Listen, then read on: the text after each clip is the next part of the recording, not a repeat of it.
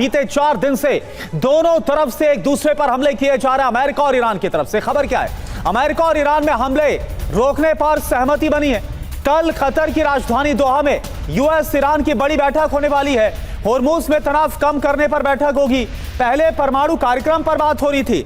आपको ध्यान होगा कि पहले स्विट्जरलैंड में जो बातचीत है वो परमाणु कार्यक्रम को लेकर होनी थी, लेकिन हालात बहुत तेजी के साथ बीते बृहस्पतिवार के बाद बदले हैं और इसके बाद अब जो बातचीत है वो पहले होर्मुज स्ट्रेट में जो संकट पैदा हो गया हमलों के बाद, इसे सुधारने पर फोकस हो सकता है।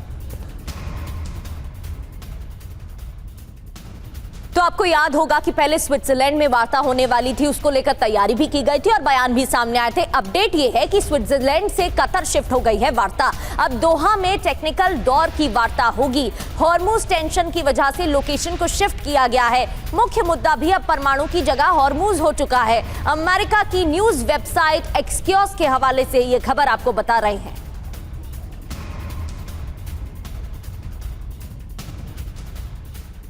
तो अब दोहा में यूएस ईरान वार्ता एजेंडा क्या होने वाला है? हमला रोकने पर सहमति बनाई जाएगी। दोहा में होर्मुज एक मुख्य मुद्दा बना हुआ है। जहाजों की सुरक्षित आवाजाही यह सुनिश्चित करना इस वक्त सबसे ज्यादा जरूरी है। अब कतर की मध्यस्थता से डील होगी। यूएस ईरान में सीधी सैन्य जो हॉटलाइन है उसे भी चालू रखा गया। होर्मुज विवाद में फंसा परमाणु मुद्दा, इजराइल हिजबुल्लाह मुद्दा लंबित है। बड़ी बात क्या है? स्विट्जरलैंड से वार्ता अब कतर शिफ्ट हो गई है।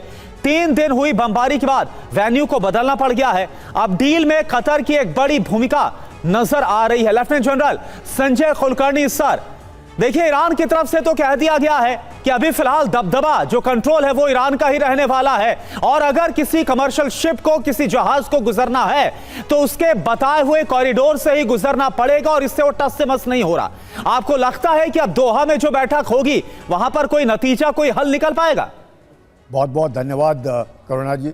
मुझे मुश्किल लगता है कि कोई भी, बिकॉज ये जो मेमोरेंडम ऑफ अंडरस्टैंडिंग है जिसमें 14 बिंदु थे और उन बिंदुओं में साफ था कि 60 दिन के लिए स्टेट ऑफ होर्मुज पे फ्रीडम ऑफ नेविगेशन रहेगा और किसी को कोई भी उसके ऊपर टोल नहीं वसूलेगा और चलता रहेगा। लेकिन जैसे हम सब जानते हैं कि स्टेट ऑफ होर्मुज ज़रूर इंटरनेशनल स्ट्रेट है, लेकिन टेरिटोरियल वाटर्स जो हैं, जो 12 नॉटिकल माइल्स ईरान की तरफ से और 12 नॉटिकल माइल्स ओमान की तरफ से, और ये जो ओवरलैप है जिसमें जो आवाजाही होती है स्टेट ऑफ होर्मुज से, उसमें 3 लेन्स हैं। ऊपर वाला लेन जो ईरान की तरफ है उसमें से शिप्स गुजरती हैं। बीच वाला जो 3 किलोमीटर का एरिया है वो बफर है और उसके नीचे फिर 3 किलोमीटर का एरिया है जिसमें से एक तरफ से एग्जिट, एक तरफ से एंट्री।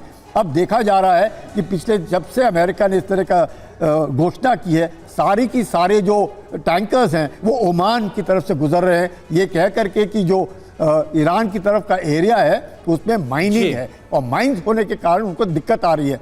इसको लेते हुए देखा गया है कि तकरीबन 77 ऑयल कंटेनर्स जो गुजरे हैं वहाँ से, तकरीबन सारे उसमें से ऑलमोस्ट 70% ओमान की तरफ से गुजरे हैं।